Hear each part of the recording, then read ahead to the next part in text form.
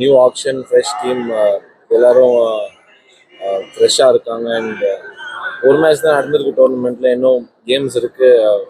நீங்கள் பிளானிங் நார்மலாக இருக்கும், ரொம்ப சிம்பிள் கிரிக்கெட் ஆடுவோம். ஸோ அதே ப்ராசஸ் தான் ஃபாலோ பண்ணலாம். ஃப்ரெஷர்ஸை ஹேண்டில் பண்ணுறது ஃப்ரெஷர்ஸ் ஹேண்டில் பண்ணுறது, ஃப்ரெஷர்ஸ் வந்து நிறைய தெரிஞ்ச பசங்க தான், ஆல்ரெடி கிரிக்கெட் நிறைய ஆடி இருக்காங்க அவங்கள. ஸோ அவங்க என்ன அண்டர்ஸ்டாண்ட் பண்ணுவாங்க, நான் அவங்கள அண்டர்ஸ்டாண்ட் பண்ணுவேன். பட் சொன்ன மாதிரி டைம் ஆகும் அட்ஜஸ்ட் ஆகிறது. But more often than not freshers handle பண்ணுறது இன்னும் ஈஸின்னு எனக்கு ஒரு ஃபீலிங். ஏன்னா அவங்க ரெடியாக இருப்பாங்க என்ன ரோல் கொடுத்தாலும் எடுக்க.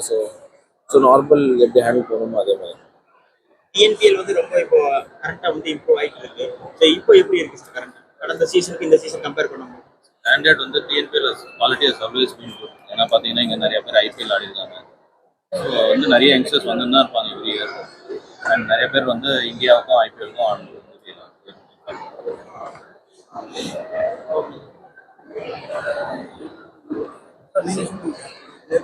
கூட நெக்ஸ்ட் எந்த மாதிரியான வியூகத்துல அடுத்த மேட்ச் ஒன்று மேட்ச் என்ன பண்ணணுமோ அதே மாதிரி தான் பண்ண பார்ப்பேன். நத்திங் டிஃப்ரெண்ட்டாக ஒன்றும் பண்ண மாட்டோம். அதே ப்ராசஸ் தான் ஃபாலோ பண்ணுவோம் நாங்கள். அதனால தான் சக்ஸஸ் கொடுத்துருக்கு லாஸ்ட் 4 years. அவ்வளோவா சேஞ்சஸ்லாம் பண்ணதில்லை. ஒரு 2 லாஸ்னாலலாம் சேஞ்சஸ் பண்ணதில்லை அவ்வளோவா.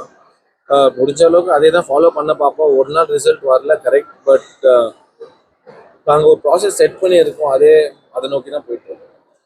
ஸோ கிரிக்கெட் பிளேயரை வந்து நேற்று ஆர்சிபி வெற்றி கொண்டாட்டத்தில் 11 பேர் இறந்துருந்தாங்க. ஸோ அந்த இது எப்படி பாருங்க? கண்டிப்பாக அது ஒரு கஷ்டமான விஷயம் தான் எல்லாருக்கும், அந்த மாதிரி 11 பேர் ஆனது. பட் ஹரி சார் சொன்ன மாதிரி கிரிக்கெட்டுக்கு அவ்வளோ ஒரு கிரேஸ் இருக்குது. அண்ட் அந்த மாதிரி மூமெண்ட்டில் ஆப்வியஸ்லி அவுட் ஆஃப் கண்ட்ரோல் போயிடும். ஏன்னா அவ்வளோ ஜாய் இருந்தது. பட்